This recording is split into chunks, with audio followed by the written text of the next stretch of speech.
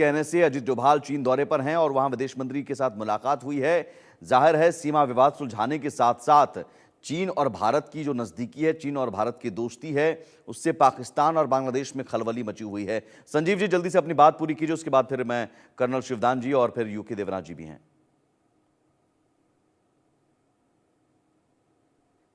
Unmute कर लीजिए sir, unmute कर लीजिए।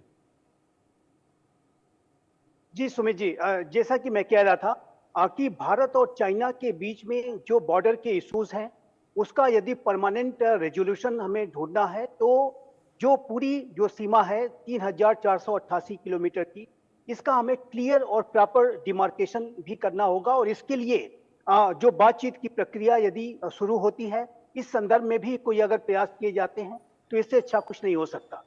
और मेरा ऐसा विचार है कि दोनों ही देशों को इस संदर्भ में भी जो बातचीत की जो प्रक्रिया है उसको इनिशिएट करने की आवश्यकता है। मेरा और ये अवश्य है कि ये बहुत लॉन्ग ड्रॉन प्रोसेस होगा, एक जटिल डिलिब्रेशंस और नेगोशिएशंस होंगे, लेकिन यदि दोनों देश इस दिशा में आगे कदम बढ़ाते हैं तो मेरा मानना है कि भारत और चाइना के संबंधों में और अधिक स्थिरता आएगी और अधिक म्यूचुअल ट्रस्ट बढ़ेगा।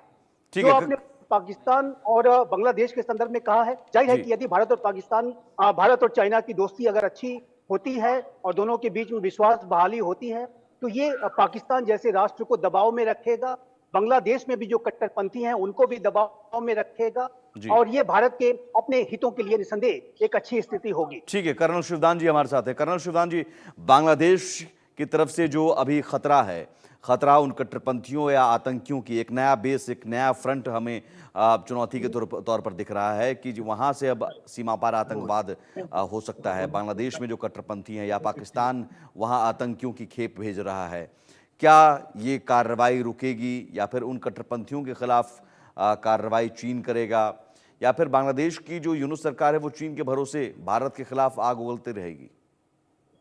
देखिए, जैसा मैं समझ रहा हूं, बांग्लादेश बहुत शीघ्र पूर्व पाकिस्तान बनने जा रहा है और अभी से उसने भारत विरोधी गतिविधि शुरू कर दी है और उसका सबसे बड़ा जो दिखावा है वो हिंदू माइनॉरिटीज पर जो अत्याचार हो रहे हैं बांग्लादेश में, वो सब पाकिस्तान के कहने पर हो रहे हैं। जिस प्रकार पाकिस्तान के और क्षेत्रों में इस तरह हो रहा था, उसी प्रकार से उसने अभी ये चीज बांग्लादेश में शुरू कर दी है। तो इसलिए भारत के लिए जो दो फ्रंट थे, पहले पाकिस्तान और चाइना, अब तीसरा फ्रंट बांग्लादेश शुरू हो गया है। यदि हम इस वक्त चीन से अपना संबंध सुधारते हैं तो ये तीसरे फ्रंट पे हमें लड़ाई करने में आसानी होगी।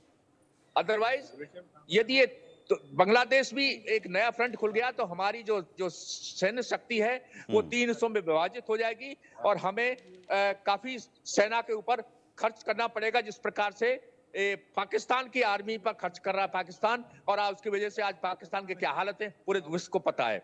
इसलिए इस वक्त इस एशिया की इन दो बड़ी शक्तियों को, भारत और चीन, दोनों को मिलकर के अपने संबंध सुधारने चाहिए, जिसके वजह से यदि भारत और चीन के संबंध सुधरेंगे तो बांग्लादेश और पाकिस्तान की हिम्मत नहीं है कि वो भारत के खिलाफ कोई एक्टिविटी करे। तो ये बड़े स्वागत योग्य कदम है कि हमारे एनएसए डोभाल साहब चीन गए हुए हैं और संबंध सुधारने में अग्रसर हैं। इसके साथ साथ हमें ये भी ध्यान रखना चाहिए कि चीन से संबंध सुधारते वक्त ये ध्यान रखना चाहिए कि चीन जो है, जो भी हम उनके साथ एग्रीमेंट करते हैं उसका उल्लंघन बहुत शीघ्र कर देता है। 96 में हमने एग्रीमेंट किया था कि दोनों सेनाएं की पेट्रोलिंग जब होगी तो बगैर हथियार के सैनिक सीमा तक जाएंगे, मगर चीन ने जो अपने पिछले हमारा जो आपस में कॉन्फ्रंटेशन हुआ 2019 में, हमारे सैनिक बगैर शस्त्र के गए थे, उनके सैनिकों ने हमारे सैनिकों पर लाठी डंडों से प्रहार किया। बिल्कुल, ये जरूर है आशंका, ये जरूर शंका है कर्नल शिवदान जी। और इसी सवाल को आगे बढ़ाते हुए देवनाथ जी, यूके देवनाथ जी, चूंकि चीन पर हम भरोसा पूरी तरह से नहीं कर सकते हैं, चीन के अपने हित हैं, पाकिस्तान में CPEC कॉरिडोर है तो उसे पाकिस्तान भी चाहिए, तो क्या चीन भारत और पाकिस्तान के साथ रिश्तों को बैलेंस कर सकता है और या फिर पाकिस्तान पर दबाव डालेगा भारत के कहने पर? ये आपको लग रहा है कि भारत के कहने पर बांग्लादेश और पाकिस्तान पर दबाव डालेगा, जो वहाँ से भारत विरोधी काम हो रहे हैं, भारत विरोधी रवैया अपनाया जाता है, उस पर दबाव पड़ेगा, आतंकवाद के खिलाफ काम करने में चीन साथ देगा भारत का? क्योंकि चीन को हमने बुलाया, हमने यहाँ झूला झुलवाया था, शी जिनपिंग को। हमारे प्रधानमंत्री ने शानदार स्वागत किया था, उसके तुरंत बाद गलवान हमने देखा। जी हाँ, अजीत डोभाल जी की जो मुलाकात हुई है वैंग यी के साथ, वो अच्छे दौर से गुजर रही है। कुछ पॉजिटिव डेवलपमेंट हुए हैं, लेकिन ये सोचना कि चीन जो है भारत की मदद के लिए बांग्लादेश या पाकिस्तान के ऊपर दबाव डालेगा कि उनकी सीमा से भारत की तरफ आतंकवादी कार्रवाइयां ना हो, ये शायद मेरे और आपके लाइफ टाइम में नहीं होगा। हाँ, हो ये रहा है अभी, जो कि अच्छी बात है कि दो चीजें, कि जैसे गलवान में हुआ कि दोनों पक्ष पेट्रोलिंग के वक्त आपस में एक दूसरे से उलझ गए, झड़प जी हो गई। जी भविष्य में ऐसी झड़प क्यों ना हो, इसके लिए एसओपीज जो हैं वो रिवाइज की गए हैं। कॉन्फिडेंस बिल्डिंग मेजर्स के तहत उभय साइड के जो कमांडर्स हैं, चाहे वो ब्रिगेड कमांडर हो, डिव कमांडर हो, कोर कमांडर हो, उनके बीच में डायरेक्ट लिंक एस्टेब्लिश किया जा रहा है, ताकि अगर लोअर लेवल पर बॉर्डर पे पेट्रोलिंग जब जाती है तो सेक्शन जाता है, प्लाटून जाता है, ज्यादा से ज्यादा एक कंपनी जाती है। तो अगर लोअर लेवल पे कोई झड़प हो जाए तो तुरंत जो ऊपर हैं कमांडिंग ऑफिसर यूनिट के, उनके अलावा brigade commander, div commander, core commander तुरंत इंटरवीन करके उस झड़प को कंटेन करे, लिमिट करे। एक लॉन्ग टर्म स्ट्रेटेजिक बात जो होनी है चीन के साथ, हर बार स्पेशल रिप्रेजेंटेटिव जब जाते हैं कि नक्शे पर बैठ के तय करना पड़ेगा कि किस पत्थर के इस तरफ भारत, किस पत्थर के उस तरफ चीन। ये पूरा अक्साई चीन में करना पड़ेगा, पूर्व में अरुणाचल प्रदेश में करना पड़ेगा। लंबा प्रोसेस है, 3488 किलोमीटर लंबा बॉर्डर है, लेकिन ये करना पड़ेगा। ऑलरेडी 1957 से लेके अब तक कई बार झड़पें हो चुकी हैं, क्योंकि चीन के जो सोल्जर्स हैं उनको कैसे नक्शे मिलते हैं, वो पत्थर के इस तरफ आ जाते हैं। भारत के जो सोल्जर हैं वो भी पेट्रोलिंग करते वक्त कभी पत्थर के उस तरफ चले जाते हैं। और मैं बताऊं कि अगर आप वहां जाएंगे, जो ये पत्थर हैं ये सब बस वहां रखे हुए हैं, कोई सर्वे करके पोजीशन नहीं किए गए हैं। इनको बोलते हैं ट्रिग पॉइंट। ट्रिक पॉइंट का मतलब है कि दोनों तरफ से जो सर्वेयर्स हैं, कार्टोग्राफर्स हैं, वो थोड़ा नाप जोप लगाकर वहां पे पत्थर की एक ढेरी बना देते हैं। अब पत्थरों की जो ढेरी है ये बनाई गई थी अंग्रेजों के द्वारा। अंग्रेजों ने ये ढेरियां बनाई थी जी 1927 के बाद, जब वहां पर चीन का दबदबा नहीं था, वहां पर तिब्बत की अपनी स्वायत्त शासन था। जी तो तिब्बत के रिप्रेजेंटेटिव ने शिमला एग्रीमेंट के दौरान 1927 में साइन कर दिया था, लेकिन जो चीन के रिप्रेजेंटेटिव ने साइन नहीं किया था। तो क्या हुआ कि जब चीन आजाद हुआ तो 1957 में चीन की फौज जब घुस आई अच्छी तरह से तिब्बत में, तो वो भारत की तरफ बढ़ने लगी।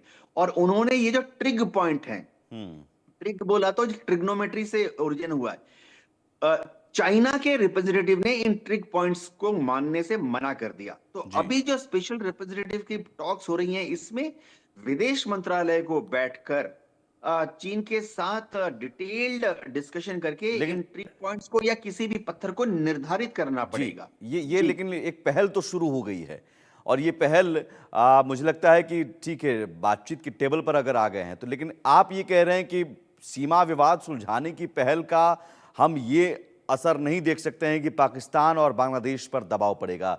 संजीव श्रीवास्तव जी, आप भी इस बात से सहमत हैं? ये उम्मीद हम नहीं कर सकते हैं कि चीन सीमा विवाद सुलझाने के लिए हमारे साथ बैठा है, ज़रूर उसके अपने हित हैं, इसके पीछे हो सकता है डोनाल्ड ट्रंप आने वाले हैं, डोनाल्ड ट्रंप चीन को देखना नहीं चाहते हैं, भारत के साथ ज़्यादा नज़दीकी अमेरिका की हो सकती है। तो बदलते हुए सिचुएशन में चीन को दिख रहा है कि साहब अभी भारत के साथ ठीक संबंध रखें तो इकोनॉमी भी सही रहेगी, मार्केट भी, बाजार भी हमारा सही रहेगा। उसके अपने हित हैं, लेकिन इसके मतलब ये नहीं कि पाकिस्तान और बांग्लादेश पर चीन दबाव डालेगा। जी जी, मैं बिल्कुल सहमत हूँ देवनाथ साहब से। और मैं भी ऐसा मानता हूँ कि चाइना से ये अपेक्षा करना कि वो पाकिस्तान के ऊपर दबाव डाले कि वो भारत के विरुद्ध कोई साजिशें न रचे, ये मुझे लगता है कि ये टू मच ऑफ एक्सपेक्टेशन हो जाएगा। और मुझे भी लगता है कि ये बहुत लंबे समय तक, फोर्सिएबल फ्यूचर ही क्या, बहुत ही लंबे समय तक, जैसा कि देवनाथ साहब ने कहा, लाइफ टाइम में अगर ये हो जाए तो बड़े आश्चर्य की बात हो। और लेकिन जो आपने जैसा जिक्र किया कि चाइना वर्तमान समय में अनेक चुनौतियां फेस कर रहा है। चाइना की इकोनॉमी अच्छा परफॉर्म नहीं कर रही है और भारत जाहिर है कि एक बहुत बड़ा बाजार है। यदि भारत और चाइना के बीच के संबंध सुधरते हैं तो चाइना को भी इसका लाभ अवश्य मिलेगा, जैसा कि लाभ वो पहले उठाता रहा है। और साथ ही साथ अब डोनाल्ड ट्रंप के आने के बाद जिस तरीके से अमेरिका की तरफ से बयान आ रहे हैं, जो अभी प्रेसिडेंट इलेक्ट हैं, वो जिस तरीके का चाइना को लेकर के अप्रोच दिखा रहे हैं, ऐसे में जाहिर है कि वो एक टफ रवैया अपनाएंगे, हैवी टैरिफ्स इम्पोज करेंगे और एक टैरिफ वॉर भी शुरू हो सकता है यूएस और चाइना के बीच में, जैसा कि पिछले ट्रंप एडमिनिस्ट्रेशन के दौरान देखा गया था। तो चाइना जाहिर है कि अमेरिका से डील करने के लिए अपनी तैयारियों के तहत भी उसने भारत के साथ अपने संबंधों को सुधारने की कवायद शुरू की है। इस बात को हमें स्पष्ट रूप से हमेशा ध्यान में रखना होगा। जी। और दूसरा ये भी हमेशा ध्यान में रखना होगा कि हम चाइना के फेस वैल्यू पे भरोसा करके आगे नहीं बढ़ सकते। चाइना जब तक concrete steps on the ground लेकर के नहीं दिखाता, अपनी कही गई बातों पर अमल करके नहीं दिखाता, और जब तक ये हम उसका